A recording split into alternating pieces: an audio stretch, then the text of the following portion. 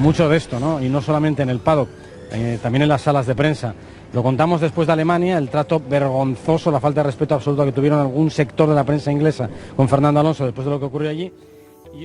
A line that, once crossed, can turn a simple interview into a battleground. Just the final word. Is your hunger for a second title the same as your hunger was for a first?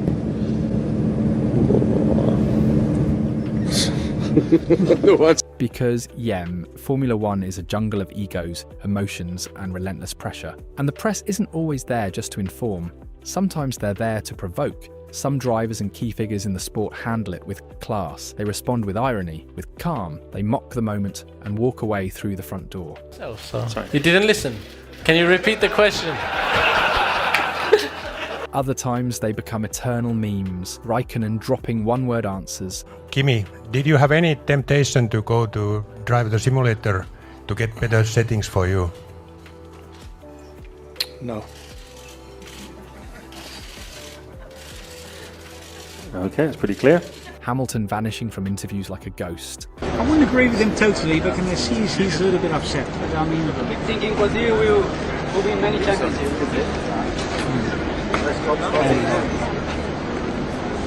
Alonso giving death stares. But then there are moments when things spiral out of control. Moments where reporters forget they're not speaking to robots, but to human beings. Men who risk their lives at 300 kilometers per hour, who race through pain, through anger, with the weight of the world on their shoulders. And when the press crosses the line, the result can be catastrophic. There are awkward silences, outbursts of anger, walkouts aired live, and statements that burn like gasoline on an already flaming paddock. Today we're revisiting the interviews where everything went wrong, where a single question was enough to light the fuse, where the press, in the race to break a story, became the real villain. Because it's not always the interviewee who loses control. Sometimes the press has no boundaries. And when that happens, what you're watching isn't journalism, it's Crossfire, and you're about to see it all. There are moments when the media's ambition to get the exclusive crosses the line into disrespect. And in Formula One, where every second counts, that line gets crossed more often than it should. During the Emilia-Romagna Grand Prix, a reporter from Viaplay, a Nordic streaming service, tried to interview Max Verstappen while he was walking to the starting grid. Please ensure you are in position for the national anthem. The issue? The Viaplay reporter didn't actually have the proper accreditation to be in the track zone. But what really stood out was the attitude of the Sky F1 reporter. The moment Max stepped onto the grid, she was already moving in to get her question in. While Max was still responding to Viaplay, she ignored him completely. And when the security staff removed him, you can even hear her mocking laughter in the background. Max, can I have a quick word? This incident not only highlights the importance of respecting safety protocols at high-profile events, but also reveals the deep tensions between media outlets, all chasing the same scoop. In this case, the lack of preparation and professionalism by the Viaplay reporter resulted in an embarrassing moment that quickly went viral. But it also exposed something else, a war between media groups, and the fact that some outlets enjoy more privileges than others. Because when it comes to Sky F1, part of the British-owned Sky network, just like Formula One itself until Feitao Pertiniamhun, it's clear that in this paddock, not all press badges are created equal. But the ego of some journalists isn't just about the media turf war. Sometimes their impulsiveness, their craving for attention, or simply their lack of tact makes them the rudest people in the paddock. Not toward their rivals, but toward the very drivers they're interviewing. Oscar, bad luck in qualifying. You've got some work to do in the race. Yeah, we'll try our best to see if we can get Esteban! At the 2023 Singapore Grand Prix, veteran Martin Brundle, Sky F1's star reporter, delivered one of the most embarrassing moments on the grid. He approached Oscar Piastri with one of his usual rapid-fire questions. The young Australian politely began to answer, but as soon as Brundle spotted Esteban Ocon approaching, he dropped everything. Just like that. He interrupted Piastri mid-sentence and shifted his attention. He realised instantly what he'd done. The embarrassment was obvious. Respect isn't something you demand, it's something you show. Brundle tried to recover by tossing out a light-hearted comment, but it was too late. The moment had already gone viral. Happy birthday! He's gone. Sorry, I missed him. I was hoping to keep Oscar, but I've lost him. Happy birthday! Thank you very much. Thank you. Good luck. Hope you get some presents. Yes, he just wanted to congratulate a driver on his birthday. But reading the room, knowing when and how to act, is essential. This wasn't a technical glitch. It wasn't a misunderstanding. It was a complete lack of respect. And while Brundle tried to mask the blunder with humour, what it really exposed is what many drivers already feel. the media often doesn't respect them, it just uses them. It's no coincidence that more and more drivers are becoming cold or evasive with certain reporters. If you don't value their time or their voice, they're not obligated to smile for your camera. Because in modern Formula One, drivers aren't just pawns in the media game. They also know exactly when it's time to just leave you talking to yourself. Of course, some drivers don't need to raise their voice or push the mic away to put a reporter in their place. Because when you've got class, sometimes all it takes is a look, or even a simple gesture. Raikkonen goes down the inside! He touches Valtteri Bottas! Bottas out of this race! Everyone talked about that moment. Final lap, a fierce battle for the podium, and contact between two Finns. A year later, during the Drivers' Parade in Sochi 2016, a British reporter tried to stir things up again. He wanted drama, controversy, sparks. But what he got instead was a masterclass in cool-headed responses. Up to a certain corner, I remember, that was made quite famous by you two. Yeah.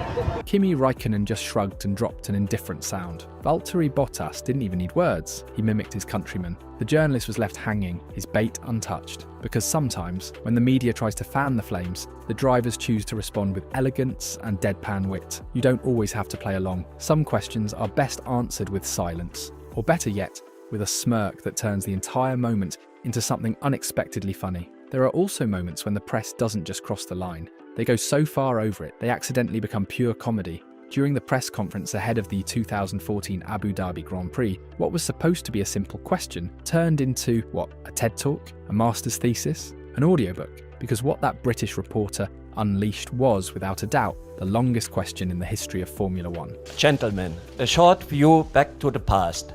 30 years ago, Niki Lauda told us, take a monkey, place him into the cockpit, and he is able to drive the car. 30 years later, Sebastian told us, I had to start my car like a computer. It's very complicated. And Nico Rosberg said he pressed during the race, I don't remember what race, the wrong button on the wheel. Question for you two both. Is Formula One driving today too complicated with 20 and more buttons on the wheel? Are you too much under effort, under pressure? What are your wishes for the future concerning the technical program during the race? Less buttons, more, or less and more communication with your engineers? Can I ask you who that question is to? who do you want to answer it? Who's it to? Well, he said it's Oh, sorry. I'll beg your Nico pardon. and myself. So. Sorry. You didn't listen. Can you repeat the question? He started well, with context, but he just wouldn't stop. It was like watching someone lose control of a steering wheel in slow motion, but holding a mic. The best part, the driver's reactions. Nico Rosberg tried to stay serious. Hamilton looked on like he was listening to a podcast in Zen mode. But Sebastian Vettel was the hero we didn't know we needed. Because yes, journalists must research, prepare, and understand context. But if your question takes longer than a pit stop, maybe it's time to lift off the throttle.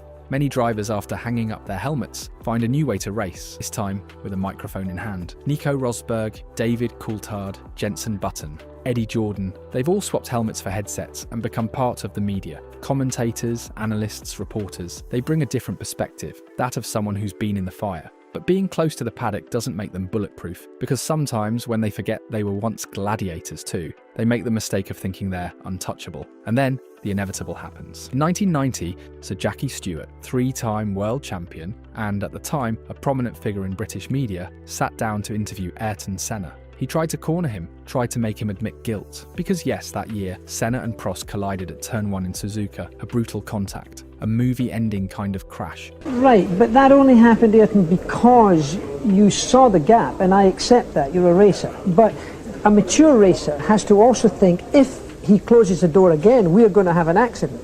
And in fact, that was a high-speed entry, so it could have been a very serious accident. Stewart, in his sharp, accusatory tone, launched the question, like a dagger. But Senna, calm as ever, with that cold precision of a surgeon, responded with a phrase that would go down in history. If you no longer go for a gap that exists, you're no longer a racing driver. You should know that by being a racing driver, you are under risk all the time. By being a racing driver means you are racing with other people. And if you no longer go for a gap that exists, you're no longer a racing driver. We are competing to win. A direct hit, no yelling, no contempt, just pure truth. Stewart was speechless. Because Senna didn't just drive at 300 kilometers per hour, he thought at 300 kilometers per hour. He wasn't just aggressive on track, he was sharp off it too, especially when it came to defending his integrity as a competitor. One of the unwritten rules of journalism is knowing when to stop, knowing when a question no longer adds anything, when a line of questioning turns into harassment disguised as an interview. But in Formula One, many reporters seem to forget that line exists. One of the drivers who's been targeted the most in this regard is Max Verstappen. At the 2019 Belgian Grand Prix press conference, it happened again. Max, only 21 years old, was already the future face of Red Bull. But he also carried a heavy burden, having to answer, again and again, why no teammate ever seemed to match his level. That year, his new teammate was Alexander Albon, and the media were hungry for drama. During the press conference, a journalist brought up the same tired question, the never-ending topic of Red Bull's rotating driver lineup. Max, can you imagine other drivers being a bit nervous being your teammate, as it can damage their careers?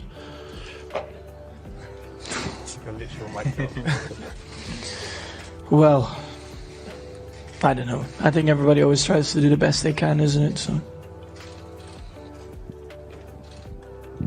yeah, I don't know what to answer. It's a bit shitty to answer. I mean, so I don't know. Because sometimes the best answer is to give none. Journalists don't always seek answers. Sometimes they just want a headline. And when they don't get one, they push harder, poke, provoke. But drivers are human too.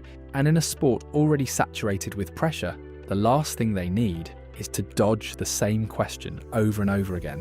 Then there are reporters who don't even aim their questions at the right target, who throw jabs, provoke, or just completely miss the mark. A perfect example happened at the 2023 Spanish Grand Prix during the media pen interviews. Canadian driver Lance Stroll had just had a solid race, finishing in the points and ahead of his teammate. As he stopped in front of the microphones, a reporter tried to act like an analyst, a strategist, someone who supposedly knew better than everyone else. Alonso said during the race he won't overtake you. But we were 6 and 7 points for the team. But he is higher in the Drivers' Championship, so I could imagine that if he overtakes you, that it's good for him in Championship. He's right over here. Why don't you ask him? I already spoke with him. So why are you asking me? We talked about. Maybe you talked about it. No, I was busy driving the car. Okay, all right. Thank you, Lance. The discomfort was immediate. It was the kind of question not meant to be answered, just to stir up conflict. And what did Stroll do? He stayed calm, direct, didn't raise his voice. A clean hit. No drama, no playing along. The Canadian gave the reporter the ball right back, with elegance and zero interest in taking the bait. Because if you're going to ask a loaded question, at least make sure you're aiming at the right person. And then there are moments when everything is about to explode, and the media's role is no longer to inform, but to throw fuel on the fire. Singapore Grand Prix 2011. Lewis Hamilton had just finished a tense race. A collision with Felipe Massa had left him without a front wing, and Massa with a punctured tyre. Lewis was deemed responsible and handed a drive-through penalty. Closed up on Hamilton. He made a move, and damage was done. Lewis went straight into the pits. Hit by Massa, didn't see him.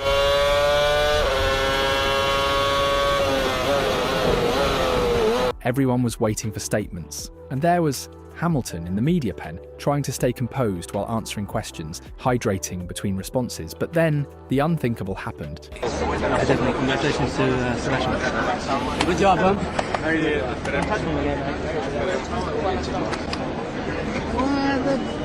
I wouldn't agree with him totally, but he's a little bit upset.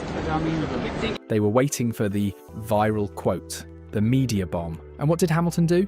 Nothing. Absolutely nothing. He stayed silent and walked away. From the previous examples, one thing is clear. Sometimes a journalist isn't looking for information. They're looking for a reaction. Canadian Grand Prix 2018. Press conference. Max Verstappen takes the mic. Everything seems normal until the trap question lands. The reporter threw the question straight at him. No filter, no warm-up. Max, why have you had so many accidents?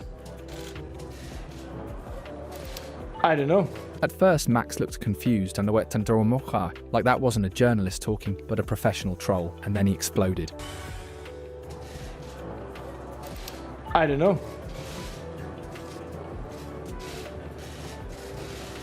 And Like I said in the beginning of this press conference, I got really tired of all the questions, so yeah.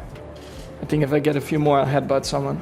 The room fell silent. No one laughed, no one clapped, but everyone knew the line had been crossed. Drivers are elite athletes, but they are also human, under pressure, full of pride, and yes, with a temper. If you play with fire, be ready to burn. Some drivers simply don't get along with the media, and Juan Pablo Montoya was absolutely one of them. Explosive, unfiltered, zero tolerance for nonsense.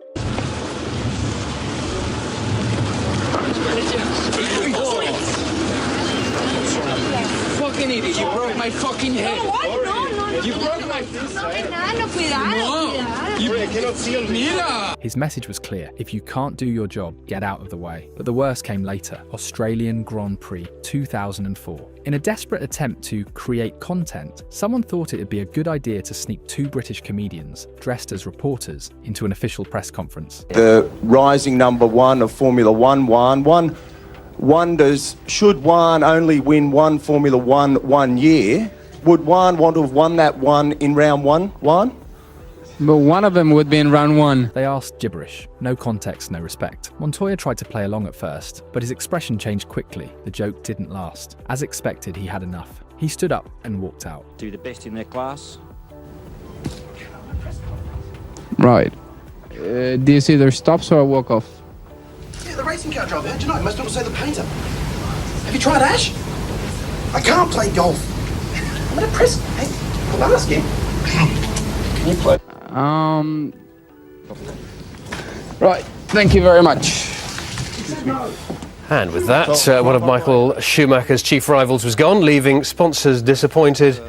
That wasn't an interview, it was mockery. And as always, the press didn't know when to stop. Anything for a headline, even if it costs them respect. Apparently, the Singapore Grand Prix isn't just demanding on track. It's also the epicenter for the worst driver media clashes. But this time a reporter actually did things right. A fair, serious question about telemetry and performance differences between Max and his teammate. And Max, as always, answered honestly. So honest, the FIA lost its mind. I don't know, man. Different setup. So as soon as I went into qualifying, I knew the car was...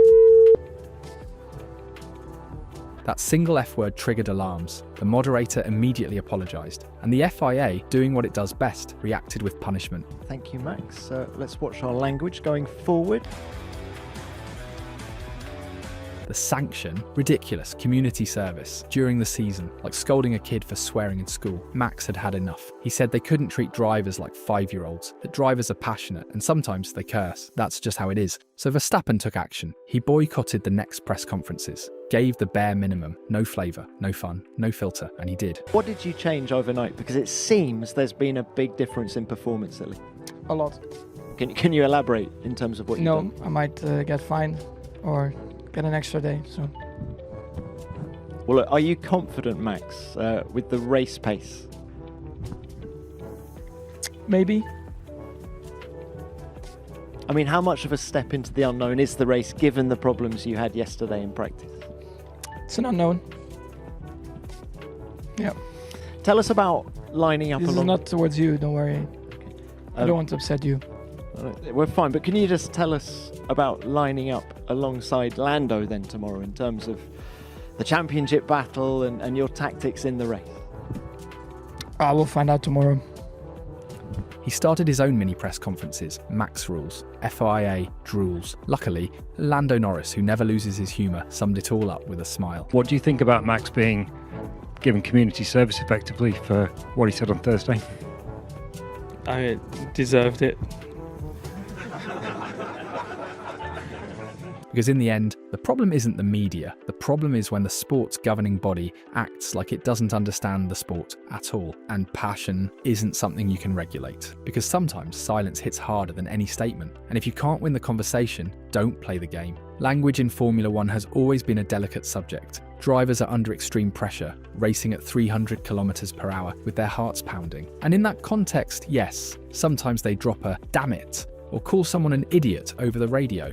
Who wouldn't? But what's truly hypocritical is that the very journalists who laugh and amplify those sound bites for clicks are also the first to clutch their pearls when it suits them. At the 2018 Bahrain Grand Prix, They were ready to tear someone apart. Lewis Hamilton had used strong language over the radio, nothing you wouldn't hear in any paddock. But for some media outlets, it was the perfect moment to expose him. What they didn't count on was Hamilton getting an unexpected defender. If my ears are correct, you used the word head after the race concerning Max Verstappen and the overtake and the contact. Is that correct?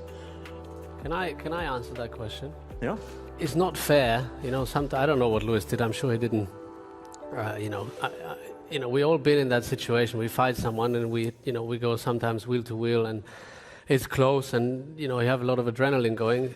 Do you think, comparing to football, if you have a microphone on a football player's mouth, that everything he says is something nice and is a nice message when the guy tackles him and maybe sometimes he fouled him or not? So I don't think it's justified to give us this kind of questions and making up a story out of nothing if we're just racing and we're full of adrenaline. And sometimes, we say these things. I mean, if I hit you in your face, you're not going to tell me, oh, Sebastian, that wasn't nice. And just like that, in 3 seconds, he reminded the world of something many forget. Drivers may have rivalries, egos, and battles, but they're also a community, an endangered species. And when it matters, they protect each other. Because unless you've been in their shoes, you have no right to judge. The media have selective memory, and when they smell blood, they become obsessed. It doesn't matter how many times you answer, explain, clarify. They'll keep asking the same thing just to see if they can make you snap. And that's exactly what they tried with Max Verstappen at the 2021 Hungarian Grand Prix press conference. He was still carrying the weight from Silverstone. Hamilton's going to try again, this time on the inside, a continent touch! Verstappen is out of the race and that's a big crash into Copse! Lewis Hamilton and Max Verstappen coming together, Hamilton continues on, Charles Leclerc now leads the British Grand Prix! The media turned him into bait, and Max, already out of patience, made it crystal clear in front of everyone. There's been a lot of talk about what happened on the opening lap at Silverstone. If you two end up wheel to wheel after the start tomorrow... No, can we just already stop about this? Because we had so many questions about this. It's just ridiculous, honestly. Honestly, the whole Thursday, we've been answering this all the time. So can we just stop about it, please? Okay. We are racers, we will race. And of course, we're going to race hard, but fair. So we just keep pushing each other. The discomfort in the room was palpable, but finally someone had put their foot down. Max didn't come to Hungary to put on a media show. He came to race, to fight for the championship. And he knew that if he let the media break his focus, he'd lose everything. It was one of those moments when a driver doesn't just protect his reputation, he protects his mental stability. Because at this level in Formula One, there's no room for distractions. And when the media are chasing drama more than answers, it's the driver who has to slam the brakes. On the car in the circus, it's not just the drivers taking the hits. Team principals are always in the crosshairs too. And in an era where scandals are just another race weekend, they walk a tightrope, while the press sharpens their knives below. Christian Horner knows this firsthand during one of the most uncomfortable seasons Red Bull has faced. The media don't forgive, and Ted Kravitz forgives even less. Post-sprint race, China GP 2025. Kravitz didn't waste time. He went for the throat. Do we have a little Liam problem here? Well, I mean, it's been a tough day in the office for him today, so we'll have a good look at it and go through it, and obviously try and give him the best car we can for tomorrow. Well, yeah, but you didn't. You need him to score the constructors' points. You didn't pay off Checo for this, did you? I mean, the point was to replace Checo with a quicker driver, and is he just not a quicker driver?